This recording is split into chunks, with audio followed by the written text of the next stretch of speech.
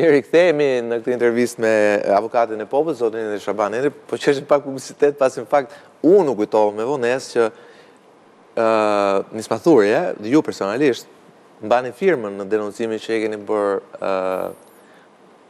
zotit Beqa. Dhe beva sot jeni në këtë pozitën tjetër. Që tregon... Që tregoni interes për individin, Ilir Beqa, po.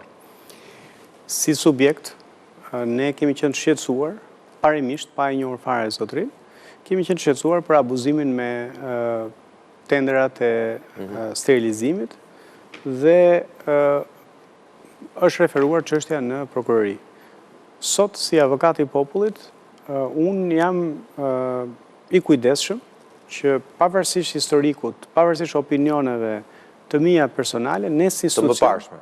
Qëndrimet në parshme publike, opinionet mund të keni prapë personale, patjetër. Ne si institucion të garantojmë që luftojmë për drejtat e njerëzit, përfshi zotin Beqaj, përfshi çdo qytetar tjetër. Thënë kjo, për hir të vërtetës, si drejtues i institucionit, për mua prioritet nuk janë ata që kanë zë. Pra, të gjithë këta që ju përmendet si të burgosur VIP, këta kanë zë. Dhe ta thash pse po i përmendu, sepse nxjerrin një problematikë caktuar edhe të atyre që s'kanë zë, prandaj i përmendu. Kjo është çështja. Këtu ata kanë zë, kanë avokat, kanë mundësinë që çështjet e tyre ti diskutojnë në media. Shqetësimi im, prioriteti im janë ata që nuk kanë zë. Ata të cilët po mos flasim ne, askush nuk e di që ata po vuajnë. Për shembull persona me aftësi të kufizuara.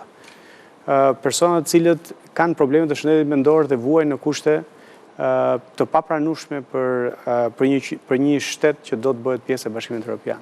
Kështu që fokusi im janë këta që nuk kanë zë. Por pa dyshim, edhe për zotin Beqaj, edhe Ilir Meta, edhe Erion Veliaj, të gjithë kanë sjellë ankesa tek institucioni i avokatit të popullit para se të vija unë në drejtimin e institucionit, janë hetuar, kanë dalë rekomandime, pra janë trajtuar si çdo shtet as tjetër i Republikës së Shqipërisë dhe do të vazhdojnë trajtohen njësoj si çdo shtet as tjetër i Republikës së Shqipërisë. As më shumë, as më pak. Në fakt, ju përmendet para arsën tuaj, po ajo ka qenë pozita temi edhe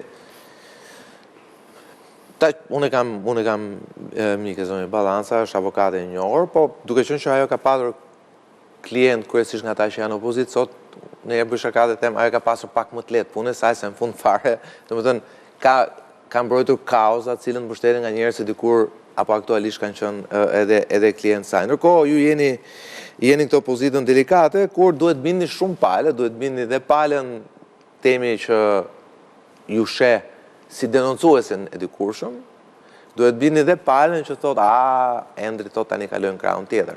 Pra ju duhet bini praktikisht gjithë opinioni publik që ju nuk keni as me njërën palë, as me tjetërën, po jeni me pikërisht, me njerëz të thjeshtë. Në 18 dhjetor, kur ju më zorët ato follat aty, unë jam betuar... Foto me puthjen.